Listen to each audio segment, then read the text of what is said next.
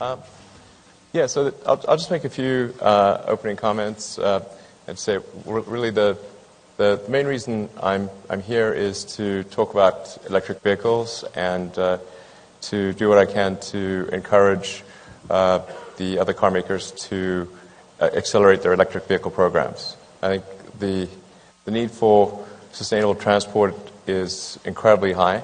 I mean, even in the face of massively declining oil prices, I think it actually becomes more urgent that that the auto manufacturers transition to electric and put a huge amount of effort behind their electric vehicle programs. As you know, at Tesla we've open sourced our patents, so we're trying to be as helpful as possible for the advent of electric vehicles. We've also said that our supercharger network, we're happy to have other car makers use that supercharger network. And we're really doing everything we can to accelerate the advent of sustainable cars. And so I think I'm hopeful that by coming here and maybe answering some questions, I can explain why I think the opportunity for electric cars is tremendous and why I think that all transport, with the ironic exception of rockets, will go fully electric.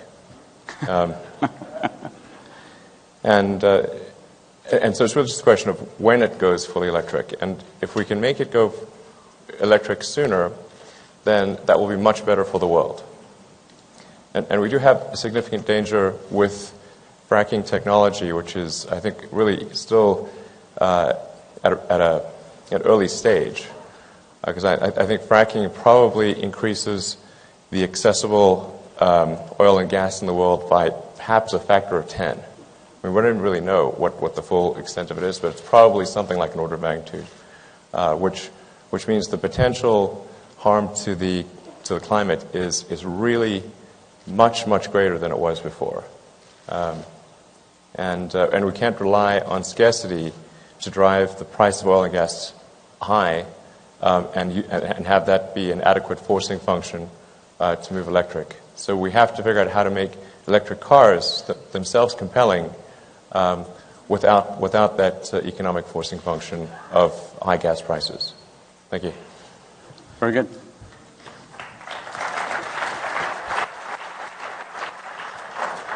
So Elon, welcome to the Motor City.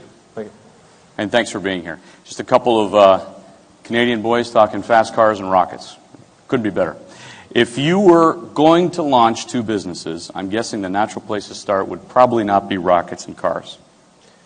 Yeah. I think for sure if you were to rank order companies to start and say what is likely to succeed and what has the best risk-adjusted return, pretty sure starting a car company and a rocket company would be at the bottom of the list. So why cars and why space? Well, because in the case of cars, it was very important for there to be an example of an electric car that was great. Like, there were no great electric cars. So people thought electric cars were like a golf cart. So they were slow and didn't maneuver well and had low range or ugly, didn't have much functionality. And that's the picture that people had in their minds. And we had to show people that an electric car could be fast, sexy, handle well, long range, and be a great car. And that's what we did with the Tesla Roadster. So it's really important to sort of just break the mold, to address that misperception that one couldn't make a great electric car, and then to show that if you made an electric car with all those attributes, that lots of people would buy it. Because even after we made the car, a lot of people said, well, yeah, you made this electric sports car, but nobody's going to buy it. And then so we had to show, yes, there is demand for it, and the same for the Model S. And then with our Model 3 down the road, showing that it's possible to build a compelling, long-range, mass-market electric car. That's, I think that's the third part of the strategy that I outlined with my first blog post about Tesla now almost 10 years ago. So that's... You had a few people doubting you. I mean, when you go back to... Just a few. Just a few people, right. Here and there. If we go back to 2008, you've had a couple of failed rocket launches. You've got a lot of Teslas sitting around in the garage. There are some issues there. In an instant, you receive funding from NASA, a huge contract from NASA for $1.5 billion, and then you also get funding for the car company. But you were at the bottom, correct? I mean, you were... Yeah, I think this is important to emphasize, because when people look at, say, Tesla and SpaceX now, and they sort of think, well, maybe they were always in a healthy position. But it wasn't. No, from the beginning, we were in really dire straits. No one would take us seriously, neither the rocket company or the car company. They just thought, well, he's sort of an eccentric rich guy, and he's going to lose all his money. And they told me that several times. I mean, the most common joke I heard was, how do you make a small fortune in the car business or the rocket business? And the punchline is you start with a large one. Right. So it's like, I'd heard that joke so many times. I would just hit them with the punchline before they had a chance to say it. And you nearly had a nervous breakdown around. I mean, this was a personal. I'm that close to a nervous breakdown. Okay. But I did think to myself on the Sunday before Christmas in 2008, waking up the Sunday morning thinking, I never thought I was someone who was capable of having a nervous breakdown, but this is about as close as I've ever come. Because things were really so dire. As you alluded to earlier that year, after the first 3 rockets had failed of our Falcon 1 vehicle, and I'd only really allowed for enough money for 3 flights, so we had to desperately try to scrape together enough money for a 4th flight. And then with Tesla, the financing round fell apart in the summer of 2008 because the whole financial markets were crashing and GM and Chrysler were going bankrupt and nobody wanted to give us money. Not an ideal time to start a car company. Definitely not. I mean, try to raise money for a startup car company that's making electric cars to boot, which is like that sounded like stupidity squared.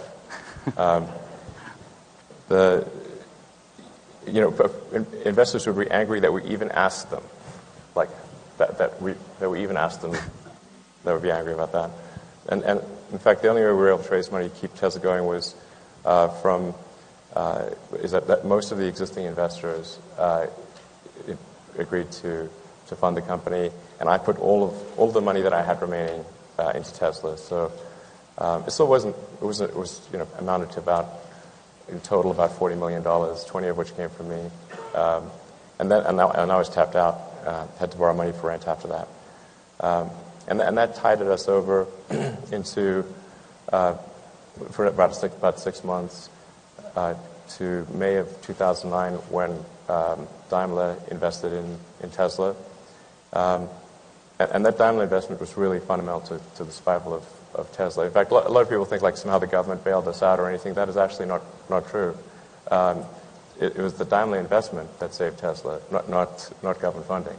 The first money we got from the government ever was in March of 2010, and that was after the crisis had passed.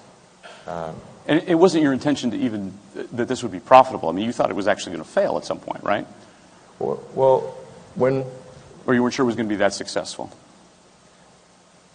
At the start of Tesla, when it was just me and a few guys, I thought we maybe had a 10% chance of success. Okay. How do you feel now?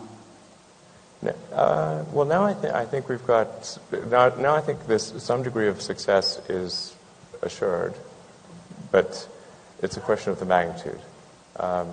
So, does Tesla become sort of a niche car maker, making maybe 100,000 cars a year or something like that, which is obviously super tiny? That would be, 0.1% of market share. I think that's the definition of a niche. If you're 0.1%, you have to at least get past the decimal point to not be a niche. So that's one possible future. 100,000 or yeah, or your stated goals of 500,000 by 2020.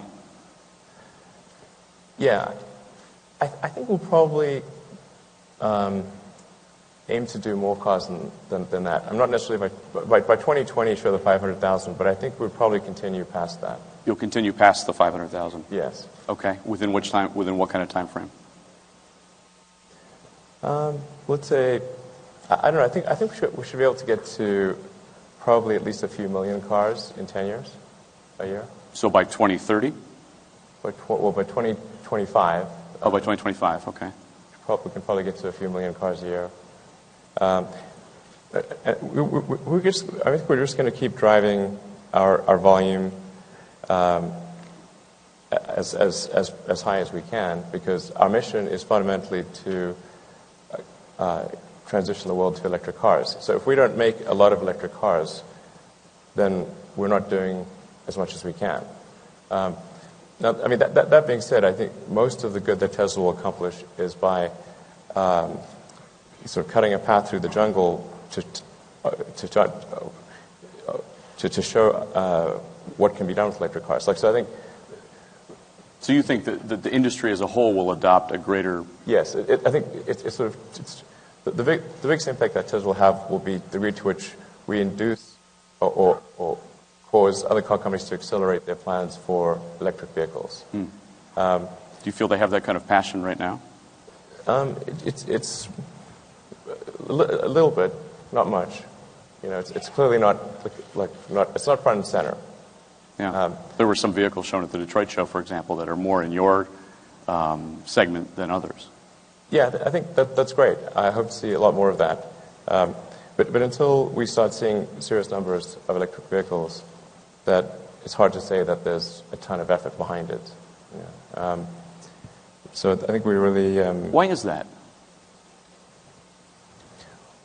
Well, I think for a lot of people in the auto industry, it's not clear that the economics work for electric cars.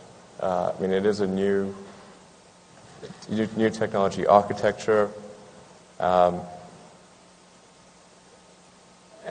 And usually in the car industry, things don't change that much technologically.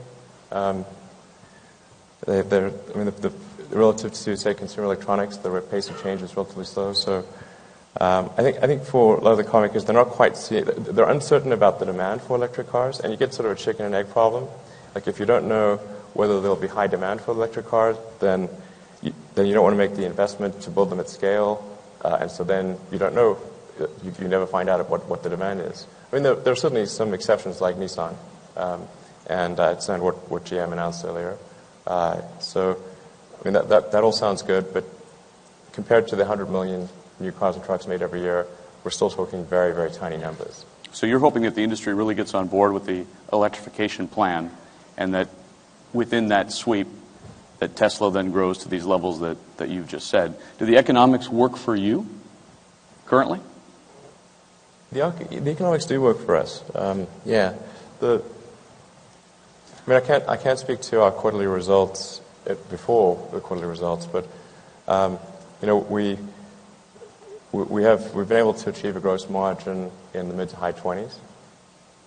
So that's a pretty good number, and you know, we are negative cash flow because we are investing a lot in automation in the Model X product line. Just basically scaling up our production, building out our sales and service infrastructure, building out the supercharger network, and developing, doing the final tooling for the Model X, doing some advanced work on the Model 3. So we're spending a lot of money. But if we were to just sort of scale back our growth and just go for moderate increases in, say, the Model S customer base, we would be profitable by any measure. And I think decently so. Some say, I mean, the criticism out there is that every OEM adheres to GAAP accounting. We do too. With a call out for some non-recurring items, but you leave out some costs that are permanent requirements of GAAP, such as stock option expenses. So under GAAP, they're in there. Okay, under GAAP, do you make money then? We don't make money under GAAP. We could make money under GAAP if we weren't growing and investing huge amounts of money. We certainly would be GAAP profitable. Yeah. Why not just release it the way everybody else releases it? Well, we do. We are required to release GAAP financials. Okay. We do. Okay. When it comes to that kind of scale, when you mention those numbers and that sort of scale, that's going to require enormous infrastructure, right? I mean, let's just look at, the retail network as one point, the service side of things. Sure. How do you get to those numbers with the current situation that you have now? And are you open to other retail possibilities? There's been a lot of talk of perhaps partnering up or at least forming your own network, that you'd consider adding franchise dealers to your distribution network when the volume gets high enough. How close are you to that? Well, I think what I've said is that there's no question we need to establish the initial foundation with our own stores. So that's what we're going to do in every part of the world, and we have been doing in every part of the world. So we think before considering taking on any franchise dealers, we first need to establish a solid base with our own stores, and in any given region. So once we've done that, and we're able to catch up with our production rate, because Tesla's just been production limited for the last since we came out with the Model S, we've been production limited. So most of our focus is actually on production growth as opposed to demand generation. And we're more than in terms of our weekly rate, we doubled it year over year. It's pretty hard for a manufacturing company with a complex supply chain to grow by almost 100% in annualized production. So I think at some point we'd consider franchise dealers, but we want to first establish just a few stores of our own, and we've struck various deals in places like, for example, in New York, state of New York, where we the law now allows us to have up to 5 stores, and then beyond that we would have to go to franchise dealers. We're okay with a compromise of that nature in other states, like Michigan, for example. Right. I think that's a pretty fair compromise, and and then we feel secure at the stage of the company, because I don't want to be complacent about Tesla's success, and it is hard to sell electric cars. It's a lot more effort to sell it than a gasoline car, because there's a lot more education needed, and I just feel it's very important to have our destiny in our hands at the early stage, and then we can transition later if we can find the right partner, because obviously we would only do this if we were sure that a customer would have a really good experience. And there are certainly lots of examples of companies that have a mixed company-owned and franchise model, McDonald's being a key example. Right. The auto industry is a little different, though, in that way. Yeah. Right. Are there... Well, in the U.S., but, right. But in Europe, there's a mixture of company-owned and franchise. Sure. But in the U.S., that's fine. obviously not the case. Yeah. Are there levels that you need to get to, or what are the levels that you would need to get to in order to consider a partnership? Have you set those numbers in your mind? It's hard to say exactly what the numbers are, because we need to get our production rate to the point where we are demand limited, not production limited. So what would that be? I don't know. It sort of depends on when we saturate demand. Okay. We're not currently at a point where we saturate demand, but it could be, I don't know, a few years or something. But that's your estimation, that it would be a few years. Yeah, before we would consider such a thing. And you'd want a partnership more than you would want? I mean, what would your preferred model be on the retail side? Well, I don't know what the preferred model would be. The big thing I'd be concerned about is making sure that customers have an awesome experience, and that they have that the sort of sales experience and the service experience is consistent and excellent. So it would be that's what we'd have to feel comfortable about, and then obviously some of the car dealer groups have been fairly negative in attacking Tesla. We're obviously not going to work with them. Okay, just to be clear. Just to be clear, right? If you're being a jerk to us, we're not going to be turn around and try to do a partnership later. Right. That would be crazy. On the factory storefront, you're still at an impasse in many states, and new challenges are cropping up all the time. And last year, there were a string of compromises and actually court wins for Tesla. Do you need a national solution to yeah. allow direct sales? I mean, that's one of the possible outcomes, is a national solution. Are you pursuing anything within We're not Congress yet. or federal courts? No, we're not yet pursuing anything federally. Although there was a petition, a White House petition, I don't know if you know that, but that a petition to allow Tesla to sell direct nationally, which got 120,000 signatures or something. And we didn't create that at all. So it was just like basically our sort of Tesla fan base. So right now we're really just having interaction on a state-by-state level. I'll be in Texas tomorrow. You've called that, I mean, it's kind of the hardest nut for you to crack here, right? Texas is a very important market for us, for sure. And you lost in 13. Yes. What's going to be different this time? Well, I think in 13 we didn't have enough time to really talk to the key legislators. And we actually did pass in the House. Right. But the bill never made it to the Senate. Senate, right. So I think that I think it's mostly just about getting people comfortable, making sure there's a reasonable compromise here, and seeing what we can do. I do think, in the case of Texas particularly, direct sales is fundamental to the Texas ethos. I mean, Michael Dell, who started Dell Direct, right, in Texas. Okay, so like clearly, Texas is pro-direct, and so the prohibition against direct sales, I think, is antithetical to what Texas is about. It's untexing, and so I think we've got a decent chance of figuring out some compromise legislation in Texas this year.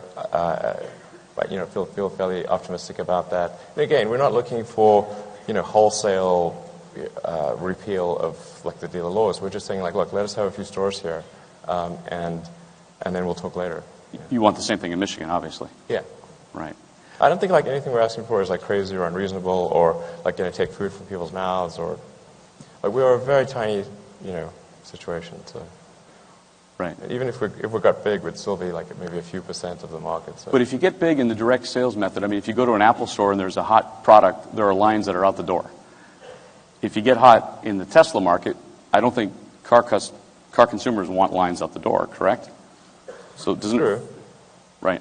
Yeah, people have come to expect that they can buy their car immediately, yeah, I mean, yeah, I suppose they don't want lines out the door. We don't have that many stores, it's really a pretty small number. Let's get back to the business model. Do you need to start showing a profit? Well, I think we will at some point need to start showing a profit. When would that be?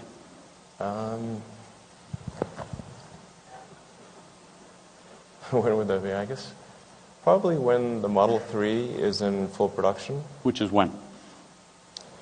I mean, we feel pretty comfortable saying 2020, like at the so that, getting to that 500,000. I think when we're doing 500,000 cars a year, I think we should be profitable at that point, or by 2020, we're doing something wrong. Yes. You got to start making some money. Yeah. Okay. I think there'll still be a lot of room for investing in future technology, but at that point, we should be at a reasonable scale where, despite investing in new technology, we're still profitable. So, just to be clear, you're still on track for the 500,000 by 2020? Yes. Okay. How many Model S's did you sell last year? I can't say the number because I'd be front-running the earnings call. But we're pretty happy with the number of cars that were produced and ordered. With Tesla, the metrics are a bit different because in the normal car business, sales and deliveries are the same thing. Because the cars go to the dealer lots and then they get sold. But in the case of Tesla, and so that's a real understanding of the demand level. In the case of Tesla, since most of our cars are ordered in advance, the actual measure of demand is how many orders does Tesla have on the books, because they're built to order, right. And there's a typical waiting time of anywhere from 1 to 4 months. So you had said you wanted to sell 35,000 last year. That was the goal. That was our aspiration, yeah. Did we come close? Again, though, it's. Or did you have enough orders? Our aspiration was to deliver Right. 35,000, and we actually changed that to 33 because it was getting too difficult to get deliveries done over the end of over the Christmas break and everything. So our aspiration was to deliver 33,000 cars. We sold, in terms of orders for cars, far more than that. Okay. And then there's a question of how many cars were manufactured, and then how many cars were delivered. So those are the metrics that really are important, and we need to do a better job of educating the media so they don't conflate gaps like sales, meaning deliveries, with actual demand, because they'll think, oh, deliveries went down, so that must mean fewer people wanted your car. But actually, the reason deliveries went down is just that our manufacturing ramp was slower than we expected. Well, because you don't report monthly sales and delivery numbers, the investors and media kind of guess at all kinds of crazy methods and put out all kinds of bad information. So every OEM reports sales by market. Why not release the number like any other car company? I think we probably will in the future, but I think once every 3 months and once every month it's not a huge difference. I'm not sure how that actually helps, really. It helps if you're in the press and you could write 3 times as many articles instead of 1. Okay. See, you're educating the press today, so yeah. So I'm sure. Okay, I can see how that helps if you're a writer, but it's not not clear how it's helping Tesla. And I think sometimes it's difficult to interpret these numbers because we will make cars in batches. So we'll make cars for 3 weeks we'll just make cars for Asia, and then we'll switch to cars for Europe, and then we'll switch to cars for US, and then those will get delivered in waves. And then so people see huge differences in deliveries from 1 month to the next, and assume that somehow consumers are going through these wild gyrations in their interest in the car. It's actually got nothing to do with that. It's just when the boat left. Okay, so that's all. So I think right now, releasing things on a monthly basis would just get people really confused. Are your U.S. sales rising? Or are your orders for U.S. cars rising? Yes. By how much? No, I can't give that detail. All right. I can ask. But I can say that over the course of last year, we saw a significant increase in demand for North American, a significant increase in North American demand, and a significant increase in demand in Europe. Things were a little weaker in China, but just because I think of some communications issues that we need to fix. Most importantly around charging. People have a misperception that charging is difficult in China, but actually at this point we feel we've solved all of the charging issues. But we've got to work to correct that misperception. So I'd say North America and Europe, excellent. Actually, Europe's surprisingly excellent. And then places like Hong Kong are actually really good. Australia, good. But then China was sort of unexpectedly weak in the fourth quarter. We had more than enough demand to make up for the reduced demand in China, and we'll fix the China issues, I think, and be in pretty good shape probably towards the middle of the year. The Model X is now over 2 years late. What went wrong? Well, I do have an issue with punctuality, I have to admit. Not my. You were always that kid that was a little late to class? It's just like, yeah, exactly. It's true. I'm like, I guess, I'm sort of inherently optimistic, and I think sometimes that optimism leads to me thinking it can get done sooner than it can. So I'm trying to recalibrate a little bit. But at this point, I'm confident that the Model X is really going to be a phenomenal car. When is it coming out? This summer. Okay, so it'll for sure launch this summer? Yeah. Okay. Yeah, for sure this summer. And we do want to be cautious with the Model X and make sure that we've done a lot of validation testing to make sure, in particular, that the Falcon Wing door works perfectly in all circumstances. So it's like rain, slows, sleet, hail, on a steep incline. all sorts of crazy circumstances. Because the door is fundamentally different, no one's ever done sort of a double-hinged gull wing, or what we call a falcon wing door. Falcon wing door. And we think it's sort of a fundamental step change in utility for an SUV. It gives an SUV more utility than a minivan. And then because the center of mass is down low with the battery pack in the floor pan, it has a better a lower CG than any. It has like the CG of a sports car and the functionality of a minivan. This car is really good, and I do not say these things lightly. I mean, I'm very self-critical of my own stuff, and I really think this is going to be something special. Earlier this week at the Detroit show, Sergio Marchionne said that there needs to be more consolidation in the industry, mainly to cut the cost of developing products. The problem in the car business is just the cost of investments and how much it takes to invest in a platform, as you well know. Yes. You've had discussions with BMW. Did Mercedes talk to you before it sold its Tesla stake? Yeah, actually, just a comment on the BMW stuff. That was really sort of weird because I happened to be in Germany and made an offhand comment to one of the German magazines because they asked me what am I doing in Germany besides getting the Golden Steering Wheel Award. And I said, yeah, well, BMW invited me to stop by and we talked about various things. And that got blown up into, Elon Musk announced his giant partnership with BMW. It's like, look, man, I was just passing through, okay? Ian? He was passing through. I was just passing through. And then, so then the media sort of built up this massive story, and then discovered that it wasn't true, and then said, well, he lied about that thing. And I was like, I know. Just stick to Twitter; you'll be fine. Yeah, exactly. Are you looking? I mean, we're happy to discuss partnerships with multiple companies. Obviously, we've done things with Daimler and with Toyota. Are you looking at more partnerships right now? We're not actively seeking any partnerships because our focus is so heavily on improving our production capability.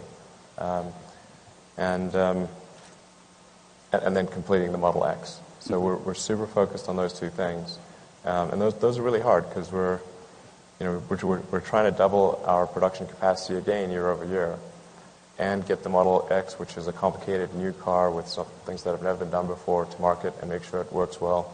So we're really just heads down focused on those two things, as well as doing some of the preliminary work on the Model 3. Mm-hmm. And in any case, until the Gigafactory is up and running, we just don't have enough cells to do deals with other car makers. But we're happy to have preliminary talks that perhaps come to fruition in 3 years or something. So the Gigafactory, I mean, that's an enormous bet, right? Yeah, it is a huge bet, but I don't know of any other way to do it. The amount of batteries we need is so huge that somebody's got to build this thing. And if we don't contribute a bunch of money to building it, I just don't see any other company doing that. Fortunately, Panasonic has been an awesome partner, and they're making a significant contribution. But I mean, just to get the whole thing to full capacity, it's something on the order of $5 billion.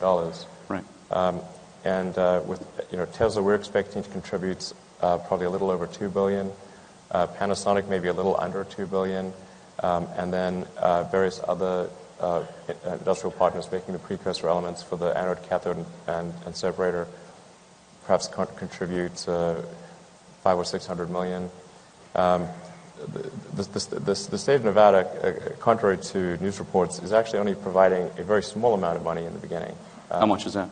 A few $100 million. Okay. And that's in the form of land grants. Mm-hmm.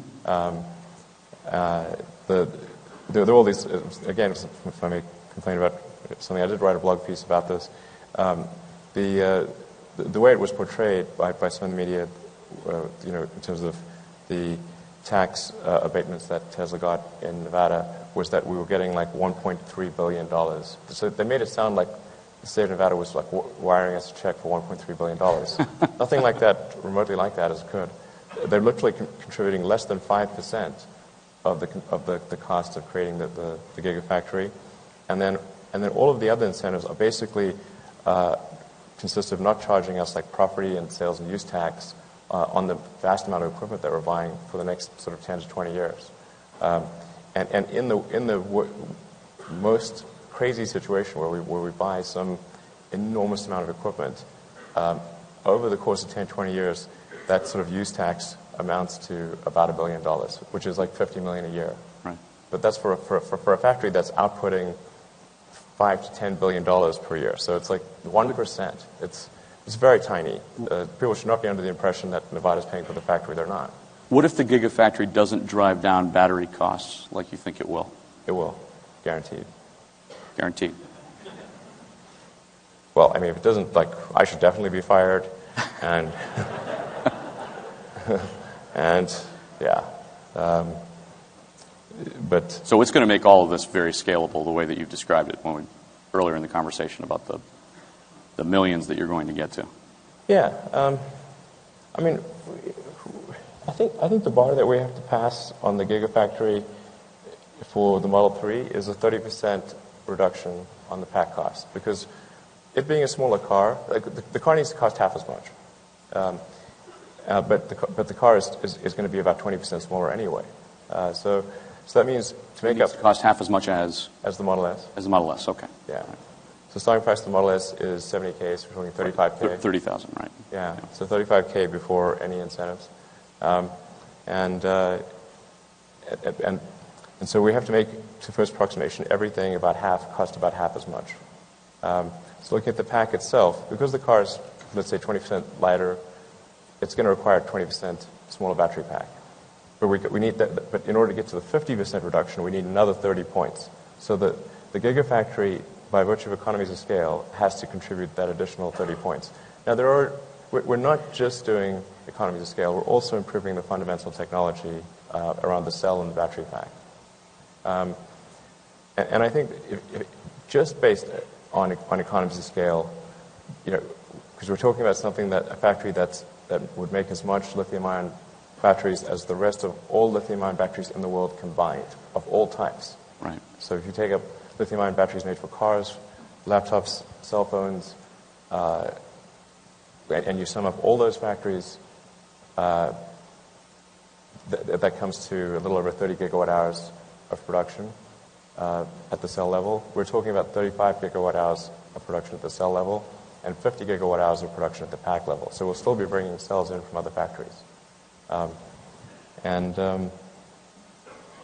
would say I'm absolutely certain we can achieve a 30% cost reduction. Okay. I think it'll be, over time, better than 30%. By, again, that 2020 timeframe or beyond? Yeah. Your parts... Highly confident 30% by 2020 and with continued reductions after that. Okay. Your parts service model, if you're talking about the scale that you're discussing here, needs to clearly evolve, right, in order to meet all of this demand for parts and service. What are you going to do there? Well, I guess we're going to hire a lot of people in service and get lots of parts. For sure. But you're going to need more than a van going to, fix somebody's car, right? More than 3 guys in a van. Right, more than 3 guys in a van, yeah. So what's the vision there? Well, we have lots of service centers. So we're adding, that's our biggest focus is service centers, much more than stores. So we're acquiring a lot of service centers and hiring a lot of people and building out that service infrastructure. And I think there's some ways that we can really innovate on service and do some really exciting things there, which we'll talk about later this year, that really take service to like a different level. You're talking about the quality of service, not the quantity so much. The quality and how fast it happens. Okay. Can you give us a hint? We'll make the announcement probably in a month or two. But I think it's really, I think it has the potential to revolutionize service, with some really innovative things. I think service should feel like invisible love. So it's just like when your car gets serviced, you don't even know that it was serviced. Like, it's just invisible. It just happened.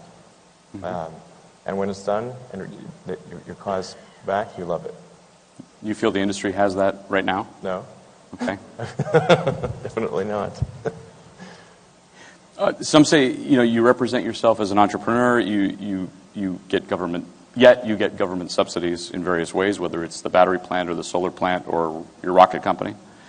Some say that subsidy level would put into question your whole nature of your businesses. So, are you just the best ever at getting government money? No, I think I'm quite terrible at getting government money, actually. So if you look at Tesla and SpaceX and SolarCity, they got no government money at all in the first sort of half decade of their existence. Nothing. Government wasn't doing anything. And then I'll go through each one. In the case of Tesla, as I mentioned, the first government money we got was March of 2010, 7 years after the company was started. And that money was specifically for Model S development and for powertrain factory development. So we got $465 million, 365 of which was for the Model S, 100 for powertrain factory that could supply powertrains to other companies. But that was only paid, like, we'd have to spend the money, show the receipts, get it ordered by Price Waterhouse, and then be reimbursed a few months later. That didn't help us with the Roadster business. It didn't help us with anything else, and it only paid for a small portion of what Tesla needed. The money that Tesla needed and has by far been generated in the private sector. So at this point, we've generated, I think we've raised $4 or $5 billion in total, whereas whereas we had one government loan for $465 million. This compares to loans that were vastly greater to GM, Ford, and Chrysler, vastly greater, like 100 times greater. So, in the grand scheme of things, what's remarkable is that Tesla received so little government support, not that it received a lot. Do you see a day when Tesla will be able to sell cars without government dependence? Well, we paid off our loan, by the way. We're the first to pay off our loan, and just in terms of sales incentives. Well, there's the $7,500 tax credit, which applies to everyone. It's sure it does. And it's there for any manufacturer. Absolutely, but so that's. But can you sell without that? Yes, of course. Yeah. We sell it. We don't just sell in the United States. No, understood. So, it was a U.S. question. Yeah. So we sell in 34 countries. Most of those countries have no incentives. Right. So obviously we're still selling cars. What the incentive does is it's a slight catalyst. So if our car costs, including options and everything, somewhere between $80,000 and $100,000, and you get a $7,500 tax credit, okay, so you got like about an 8% reduction in the car. That's helpful. Not a deciding factor. It's not a deciding factor. It has a slight positive catalytic effect. Our sales would be slightly less if without that. Okay. That's all. And then there are the zero emission vehicle credits, which those predate the whole CO2 things. I think people forget where the ZEV credits, which that applies to like about a third of the states in the country, but particularly California. The zero emission credits were put in place because the air quality was so terrible in LA and the Bay Area that people couldn't breathe and were getting, you had to have like smog warnings and people were getting but you're selling emphysema and lung disease and everything. So, but those ZEV credits were because you have all this toxic gas coming out of gasoline cars in close proximity to each other and hurting people's health. That's where the ZEV credits actually come from. Any manufacturer can acquire ZEV credits by making zero emission vehicles. So again, it's a level playing field. If we're able to sell zero emission credits, it's simply because some other manufacturer doesn't want to make zero emission vehicles. This is not some special handout for Tesla. This existed decades before Tesla. And to those companies, I would say, hey, why don't you make zero emission vehicles? That's the way to not pay not have to buy zero emission credits. Pure and simple. Change the subject. Are you a good boss? I try to be a good boss most of the time. I mean, not all the time. You've lost a lot of talent in the last few years. Okay, that's false. So, Correct. there was a completely asinine Wall Street Journal article that was written yesterday. You read that piece? Okay. There was a mention of this event in there, yeah. Yeah, that article consisted of entirely, it was amazing to see an article consisting of entirely of statements that are either obvious, wrong, or obviously wrong. Okay? Amazing. How did you manage to write an entire article and bat 1,000 on that category? Okay. You have lost talent, though, right? Is there a company that exists that has not lost talent on Earth anywhere? Well, of course not, right? Every company, there's attrition at every company. What matters is what's the longevity of key executives and personnel at the company. Do they stay there a long time, or is there a lot of turnover? Do you feel your turnover rate's in the right place? Our turnover is less than industry average, not higher. That's why the article was so ridiculous. They used the example of like the Tesla general counsel, where they said, Tesla had in the course of 1 year, 3 general counsels. That sounds like a lot, except whenever an executive position changes, in a year, you have 2, right?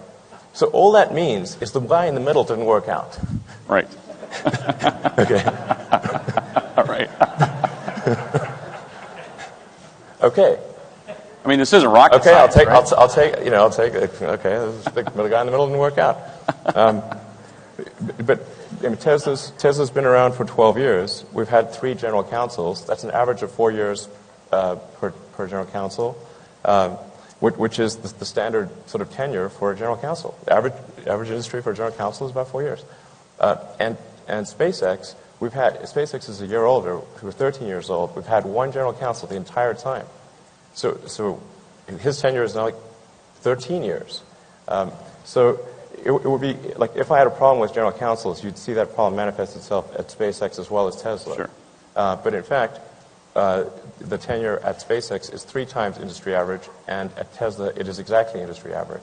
Okay. And I think with communications was another thing cited. The article wasn't even internally consistent because it says we've had lots of turnover, and people implying that maybe people don't like working for me in the communications role. It's Ricardo Reyes just returned to Tesla to run communications. I don't think somebody returns to a company if they hate it. Right. That doesn't make any sense. Okay. Your stock price. It peaked at $289 a share in September, and now it's at about $200, $202. Has that raised expectations for the company performance that may be difficult to meet? And what do you think of the wild fluctuation of your stock price? Do you sometimes wish that it wasn't, that it had not risen so high? Yeah, I think this is one of the downsides of being a public company is that you have people that are constantly speculating on the stock. They're speculating on the upside, speculating on the downside. I mean, you tweet and it moves 10%. Depends, not necessarily in the positive direction. Right. So, and by the way, I should say, if I ever do a tweet or a public announcement, it's got nothing to do with the stock price. But what concerns me is I don't want customers thinking something that's wrong. Okay. Sure. For long-term investors in Tesla, the short-term fluctuations are not important, and we cater our actions and our announcements to the long-term investors in Tesla. Those are the ones we really care about. The people that are in it just to speculate and then are out the next day, we feel about them about the same way they feel about us. We don't care.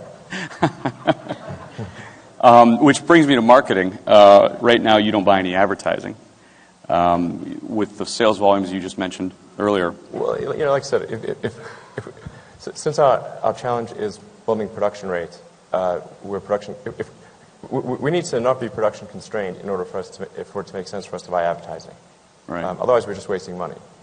We should take the money we spend advertising and just invested in production capacity growth. So I'm not like super against advertising. I think at some point we will do advertising, but we just need to get past this production limitation. So that production limit, I mean, you've mentioned it a couple of times here. It's obviously an enormously key point in your mind. The production constraints, the limitations that you have, when do you see that easing, and how is it going to ease? Well, we're working very hard to grow the rates. I mean, as I said, our weekly production rate year over year has increased 100%. For a manufacturer of a large complex object, that is a huge percentage growth. And we're going to try to increase it again by 100% year over year in terms of the weekly production rate, beginning at the start of the year to the end of the year. Next year? Yeah. So from beginning of this year to the end of next year, we want to try to double our production rate. I don't know exactly where the demand, where we start to have production exceed demand. I don't think it's going to be this year. Because we've already sold out of all the Model X's we could possibly make this year. For 15? For 15, yeah. Right. So just in advance orders for Model X. If you order a Model X now, it arrives in 2016. Wow. So that's a long wait for... Yeah. So as many Model X's as we can make this year, we will sell. So the challenge is not trying to generate more demand for the Model X. Like we don't try to do that at all. Our challenge is we just got to bring it into production, make sure it is a super great car, reliable, and everything works well, and then ramp the production rate. That's our challenge. So I don't know. Conceivably, advertising might make sense next year or the year thereafter. But it's difficult for me to predict when demand outgrows supply. So no Super Bowl in 2 weeks. Okay. No. You've become quite a mainstream culture celebrity. Is that help, or is that a hindrance? I think it's a double-edged sword for sure. It's gotten a lot harder for me to just go have a drink at a Hang bar. out. Yeah, it is. It's gotten if I go to just try to hang someplace with my friends, then people will come up to me quite a lot, and they're almost always really nice and everything. But it is. That's probably not what you expected in December of 2008. No, I think December 2008, that was when, I was being accused of being, an idiot, a charlatan, an idiot and a charlatan, not even a good charlatan. And there were multiple bloggers keeping the Tesla death watch, like they were on day 5,000 of the death watch at this point. So Tesla's going to work? Tesla's going to work. Yeah, it is working. I couldn't let you go without asking about space. Only 4 entities have ever launched a space capsule into orbit successfully and brought it back. The United States, China, Russia, and Musk. Well, we have a company, but yeah. Well, yeah. Sorry. SpaceX. SpaceX, right. What have you learned from the space industry that you can apply to cars?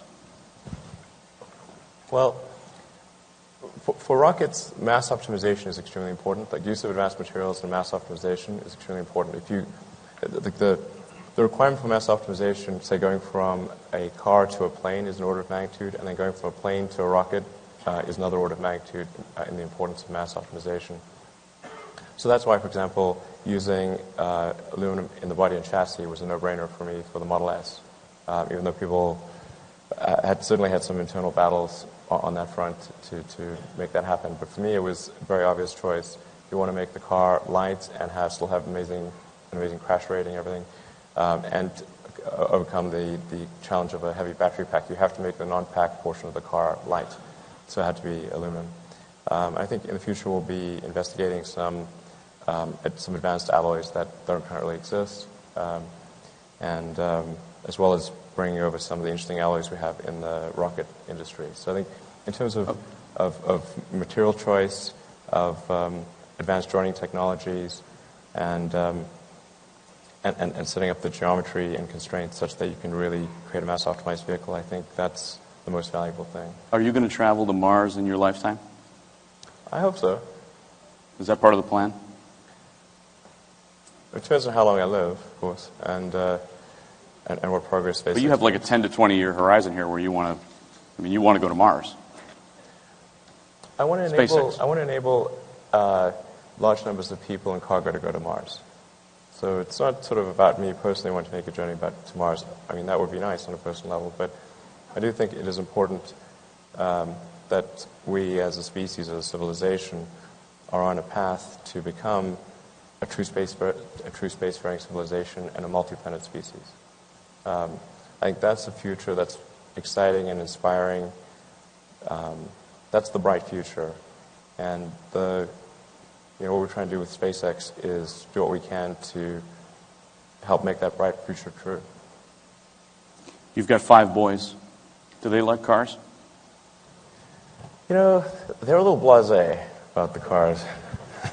Do they like your cars? Yeah.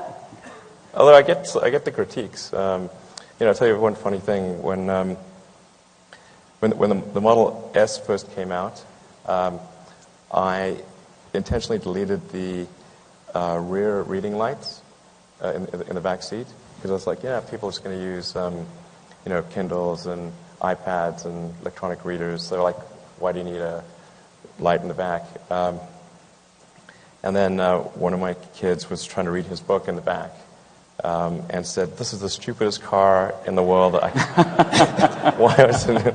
Like, how could you do this? It's like, okay. After that, we put the lights in the back. Have you ever talked to Warren Buffett? Yeah, we've had a few brief conversations. He's always a great guy to talk to. How about the car retail business? No, we haven't talked about that. I did read that he made an investment on that front. I had a longer conversation actually with Charlie Munger before I was aware of the BYD thing back in, I don't think it was probably 2008 or 2009. And I was having lunch with him, and he was just, I'm a huge admirer of Charlie Munger, but he was just telling me all the ways that Tesla was going to fail. It made me quite sad, actually.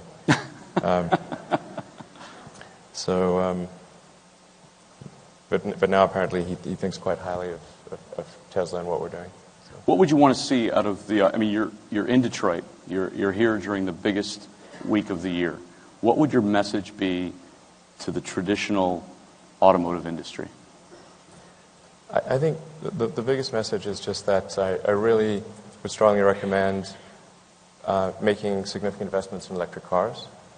And I think people won't regret making those decisions. Even at $2 a gallon? Yes, absolutely. That doesn't hinder anything, does it? It does reduce the economic forcing function to some degree. The economic forcing function? Meaning high gasoline prices. Right, I know. So there is some reduction, but $40, $50 a gallon is still fairly high. A barrel is still fairly high. And I think there will be increasing efforts by environmental groups and governments to place a price on carbon. Obviously, that wouldn't just affect the price of carbon for gasoline, but it would also affect it for electricity and everything. But an electric car is so much more efficient that even if all the electricity was generated by hydrocarbons, it's still better to, in terms of CO2 per mile, to have an electric car. So I think there's going to be huge societal pressure towards electric cars. And I think they're just sort of fundamentally better. It's just a fundamentally better architecture. You can have very high torque. The efficiency of an electric motor can be upwards of over 90% compared to a gasoline engine at more like 20%.